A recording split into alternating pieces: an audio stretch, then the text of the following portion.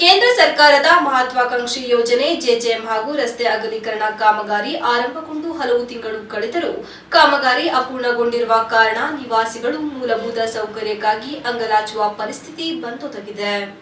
ಬೇಲೂರು ತಾಲೂಕು ಅರಳ್ಳಿ ಹೋಬಳಿಯ ಅರಳ್ಳಿ ತೊಳಲು ಗ್ರಾಮಕ್ಕೆ ಸಂಪರ್ಕ ಕಲ್ಪಿಸುವ ದೇವಸ್ಥಾನ ಬೀದಿಯ ನಿವಾಸಿಗಳು ಸರ್ಕಾರ ಕೈಗೊಂಡಿರುವ ಅಭಿವೃದ್ಧಿ ಯೋಜನೆಗಳಿಂದ ಸಂಕಷ್ಟಕ್ಕೆ ಸಿಲುಕಿದ್ದಾರೆ. ದೇವಸ್ಥಾನ ಬೀದಿಯಲ್ಲಿ 40ಕ್ಕೂ ಹೆಚ್ಚಿನ ಕುಟುಂಬಗಳು ಅಂದಾಜು 150 ಕುಟುಂಬಗಳಿಂದ ರಸ್ತೆ ಅಕ್ಕಪಕ್ಕ ಮನೆಗಳನ್ನು ನಿರ್ಮಿಸಿಕೊಂಡು ವಾಸ ಮಾಡುತ್ತಿದ್ದಾರೆ. ಈ ರಸ್ತೆಯು ಅರಳ್ಳಿ ತೊಳಲು ಮಾರ್ಗಕ್ಕೆ ಬೇಲೂರು ಪಟ್ಟಣವನ್ನು ವಿವಿಧ ಹಳ್ಳಿಗಳ ಮೂಲಕ ನೇರ ಸಂಪರ್ಕ ಕಲ್ಪಿಸುತ್ತದೆ. ಸರ್ಕಾರಿ ಬಸ್ಗಳು, ನೂರಾರು ವಾಹನಗಳು ಇದೇ ರಸ್ತೆಯಲ್ಲಿ ದಿನನಿತ್ಯ ಸಂಚರಿಸುತ್ತದೆ. ರಸ್ತೆ ಅಗಲೀಕರಣ ಕಾಮಗಾರಿ ಹಾಗೂ ಜೆಜೆಎಂಗಾಗಿ ರಸ್ತೆಯ ಮಧ್ಯಭಾಗವನ್ನು ಅಗೆದಿದ್ದು ಮಳೆ ಸುರಿಯುತ್ತಿರುವುದರಿಂದ ರಸ್ತೆಯು ಸಂಪೂರ್ಣ ಕೆಸರುಮಯವಾಗಿದ್ದು ನಡೆದಾಡಲು ಸಹ ಆಗದಾಗಿದೆ. ಈ ವೇಳೆ ಗ್ರಾಮಸ್ಥೆ ರೂಪ ಮಾತನಾಡಿ, ರಸ್ತೆಯ ಅಭಿವೃದ್ಧಿಗಾಗಿ ಇಲ್ಲಿನ ನಿವಾಸಿಗಳು ಸ್ವಯಂ ಪ್ರೇರಿತರಾಗಿ ಜಾಗವನ್ನು ಬಿಟ್ಟುಕೊಡುವುದರ ಮೂಲಕ ಅಭಿವೃದ್ಧಿ ಕಾರ್ಯಕ್ಕೆ ಕೈಜೋಡಿಸುತ್ತಿದ್ದಾರೆ. ಕಾಂಪೌಂಡ್ ಮನೆಯ ಮುಂಭಾಗದ ಗೋಡೆಗಳನ್ನು ಒಡೆದು ಚರಂಡಿ ನಿರ್ಮಾಣ ಕಾರ್ಯ ಮಾಡಲಾಗುತ್ತಿದೆ. ರಸ್ತೆ ಅಗಲೀಕರಣಕ್ಕಾಗಿ ಮನೆ ನಿರ್ಮಿಸಿದ ಜಾಗವನ್ನು ಬಿಟ್ಟುಕೊಟ್ಟರೂ ಸಹ ಗುತ್ತಿಗೆದಾರರು ವೇಗವಾಗಿ ಕಾಮಗಾರಿ ಪೂರ್ಣಗೊಳಿಸುತ್ತಿಲ್ಲ. ಗೋಡೆ ಕೆಡವಿದ ಮಣ್ಣು ಮನೆಗಳ ಎದುರು ರಾಶಿ ಬಿದ್ದಿರುವುದರಿಂದ ನಿವಾಸಿಗಳು ಮನೆ ಬಿಟ್ಟು ಬಾರದಂತಹ ಸ್ಥಿತಿ ಬಂದೊದಗಿದೆ. ಈ ವೇಳೆ ಭರತ್ ಮಾತನಾಡಿ, ನೀರನ್ನು ಮನೆ ಮನೆಗೆ ಪೂರೈಸಲು ಕೈಗೆತ್ತಿಕೊಳ್ಳಲಾಗಿರುವ ಜೆಜೆಎಂ ಕಾಮಗಾರಿಯಿಂದ ರಸ್ತೆ ಅಧ್ವಾನವಾಗಿದೆ. ವಾಹನ ಸಂಚರಿಸುವುದಿರಲಿ, ಓಡಾಡಲು ಸಹ ಆಗದಾಗಿದೆ. ರಸ್ತೆ ಅಗಲೀಕರಣ ಹಾಗೂ ಜೆಜೆಎಂ ಕಾಮಗಾರಿಯಿಂದ ಕುಡಿಯುವ ನೀರಿನ ಪೈಪ್ಗಳು ಒಡೆದು ಹೋಗಿರುವುದರಿಂದ ನೀರಿಗಾಗಿ ಹಾಹಾಕಾರ ಉಂಟಾಗಿದೆ ಎಂದರು. ಈ ಮಳೆ ಗಾಳಿನಲ್ಲಿ ಚಳಿನಲ್ಲಿ ಸಾಯಂ ಮಾಡಿದ್ದಾರೆ.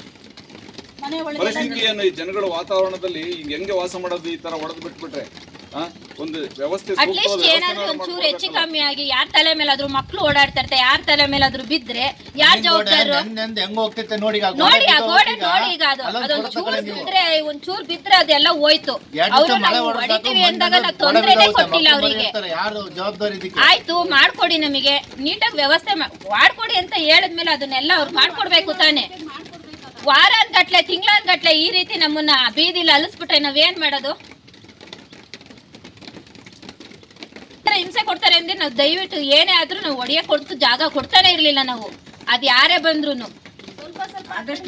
ಆದಷ್ಟು ಬೇಗ ನಮಗೆ ಕ್ಲಿಯರ್ ಆಗ್ಬೇಕು. ಇಲ್ಲಿ ಓಡಾಡಕ್ಕೆ ವ್ಯವಸ್ಥೆ ಮಾಡ್ಕೊಡ್ಬೇಕು. ಎಲ್ಲ ವ್ಯವಸ್ಥೆನೂ ನೀರಿನ ವ್ಯವಸ್ಥೆ ಅಂತೂ ಇಲ್ಲಕ್ಕೆ ಇಲ್ಲ. ಬಸ್ ನೋಡ್ಲಿ, ಅವರು ಪೈಪ್ ಎಲ್ಲ ಹೊಡೆದೋಗಿದಾವೆ, ಅವನ್ನ ರಿಪೇರಿ ಮಾಡಿ ನೀರಿನ ವ್ಯವಸ್ಥೆ ಮೊದಲು ಬೇಕು. 50 ಮನೆ ಹಾಕ್ರಿ, 50 ಮನೆ ಇಲ್ಲ 22 ಮನೆ ಅಲ್ಲಿವರೆಗೂ ಇದು ಕೆಳಗೆ